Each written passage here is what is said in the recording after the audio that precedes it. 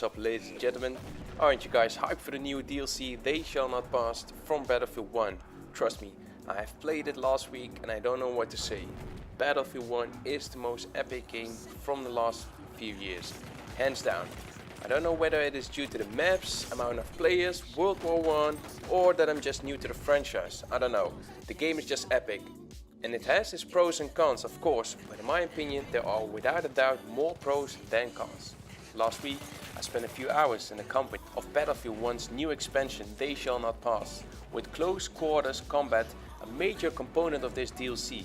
It's an extremely challenging dialogue offering, even for the most accomplished of players. This multiplayer release introduces key component missing from the original name, the French Army.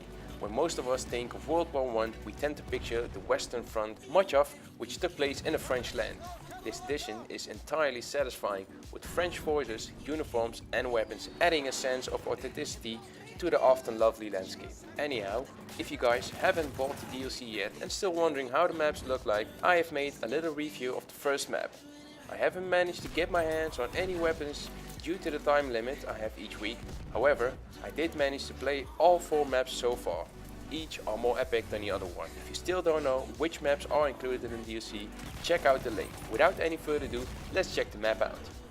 Soissons is a huge expanse full of open, flat field and giant palace placed to the south. In the middle of the map there are a lot of defensive fighting graves with close corner fights. Considering the big focus on trench warfare, the inclusion of a map with such large areas of flat farmland feels strange and makes running around the place feels a little limited.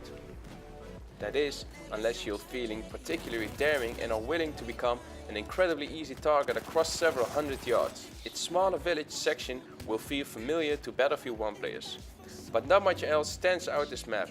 Still, I think the map is an amazing addition to the current map and will surprise you.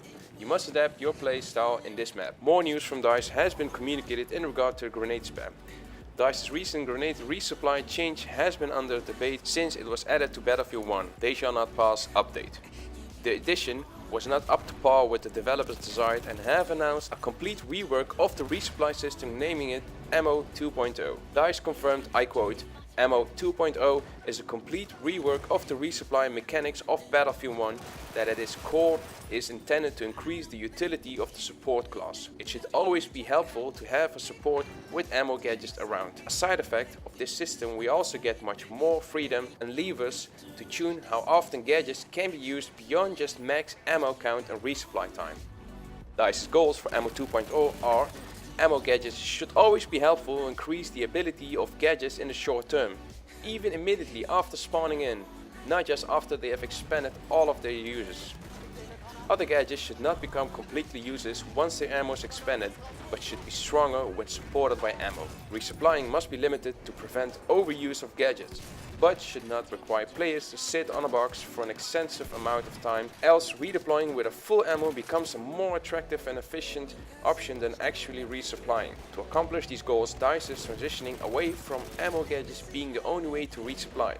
Instead, they are adding a cooldown based, and ammo gadgets will modify the cooldown. Having an ammo box next to you will increase the resupply cooldown consistently over the time, and the ammo pouch will give a shorter time reduction on cooldowns for the targeted player. DICE said this in regard to the cooldown, I quote, with the cooldown given small amount of ammo over the long term, we can reduce the starting ammo of many gadgets, making having ammo most important during a fight instead of after. In many ways, the support ammo gadgets will become something like the offensive counterpart of the medic's healing gadgets. DICE wants the support class to multiply the effectiveness of other classes. They want proper squad composition to be a norm rather than stacking a single class. Alright, thanks for watching guys, hope you enjoyed the video. Let me think what you know about the new map and Ammo 2.0 news in the comment section.